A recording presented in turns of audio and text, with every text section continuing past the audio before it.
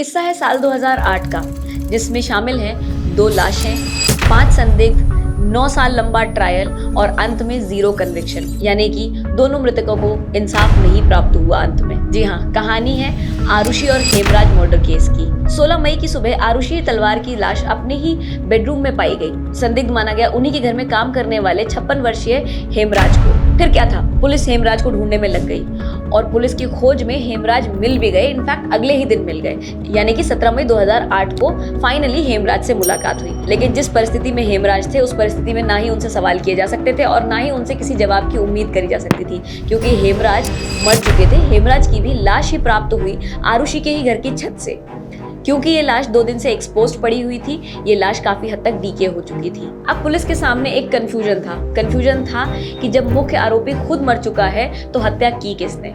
और अब पुलिस की नजर में आ गए नुपुर तलवार और राजेश तलवार, यानी कि आरुषि के ही माता पिता। फिर पुलिस ने अपनी एक रिपोर्ट दी, जहां पर पुलिस का ये मानना था कि आरुषि तलवार की हत्या करने के पीछे उन्हीं के माता पिता का हाथ था, यानी कि उन्हीं के माता पिता ने उनकी हत्या कारित करी थी और साथ में हेमराज की भी हत्या कारित करी थी। जब सवाल उठा कि मोटिव क्या था अपनी इकलौती संतान का इस तरीके से निर्मम हत्या करने का, तो पुलिस का कहना था कि 2 मोटिव्स हो सकते हैं। पहला ये कि आरुषि और हेमराज एक कॉम्प्रोमाइज कंडीशन में आरुषि के बेडरूम में पाए गए, जिसकी वजह से क्रोध में आकर के राजेश तलवार ने उन दोनों की ही हत्या कर दी।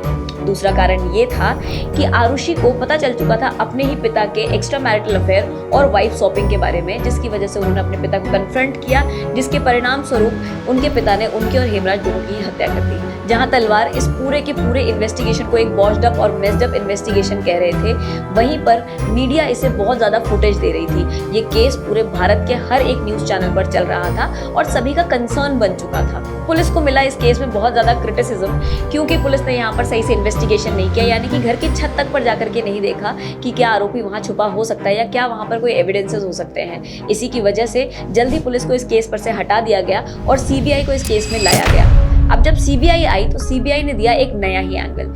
यहाँ सीबीआई का मानना था कि आरुषि की हत्या करने के पीछे 3 लोग इन्वॉल्व थे। एक थे राजकुमार, दूसरे थे कृष्णा और तीसरे थे विजय मंडल। ये तीनों उस दिन आरुषि के घर में मौजूद थे। आरुषि के घर में हेमराज के साथ ये तीनों लोग मिलकर के पार्टी कर रहे थे, शराब पी रहे थे। पार्टी के बीच में राजा और कृष्णा आरुषि के बेडरूम में गए, जहां उन्होंने उसके साथ जाकर के सेक्सुअल असॉल्ट किया एंड अंत में उनकी हत्या भी कर दी। इसके बाद में उन्होंने जाकर के हेमराज को भी मार दिया, क्योंकि हेमराज एक लौते विटनेस थे इस पूरे के पूरे हत्याकांड के। ये पूरी स्टोरी मिली कहां से?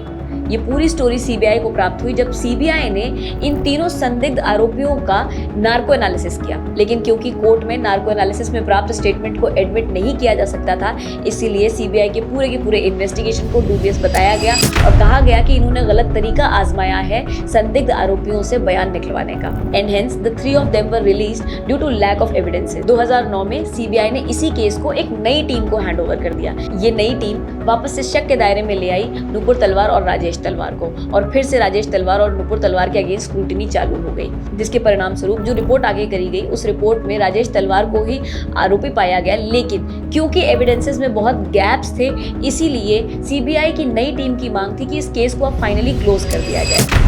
जब यही बात स्पेशल सीबीआई कोर्ट में गई तो सीबीआई कोर्ट का कहना था कि ऐसा कोई गैप नहीं है या ऐसी कोई लैक ऑफ एविडेंस नहीं है जिसकी वजह से यहाँ पर आरोपी को कन्विक्ट ना किया जा सके। एंड हेंस राजेश तलवार was held guilty in 2013 by the special CBI court. Eventually Rajesh तलवार को लाइफ इम्प्रिजनमेंट दे दिया गया 2013 में, लेकिन उन्होंने जब अपील किया इलाहाबाद हाई कोर्ट में तो 2017 में इलाहाबाद हाई कोर्ट ने उनको अक्विट कर दिया, यानी कि दोष मुक्त कर दिया। अंत में जो बात निकल करके आती है वो यही है कि आरुषि और हेमराज दोनों के ही कातिलों को अब तक पकड़ा नहीं जा चुका है। जहां पर 5 संदिग्ध थे, हमारे पास आज की तारीख में एक भी कन्विक्ट नहीं है। ये सारा का सारा रिजल्ट क्या एक कंफ्यूजिंग पोर्ट्रेयल का था या एक बहुत ही मिसलेड इन्वेस्टिगेशन का था? Do let me know in the comment section below. और उसी के साथ में मुझे ये भी सजेस्ट कीजिएगा कि अगले किस्सा के एपिसोड में मैं आपके लिए कौन सी स्टोरी लेकर के आऊँ, कौन सा केस लेकर के आऊँ। Bye guys, make your day great.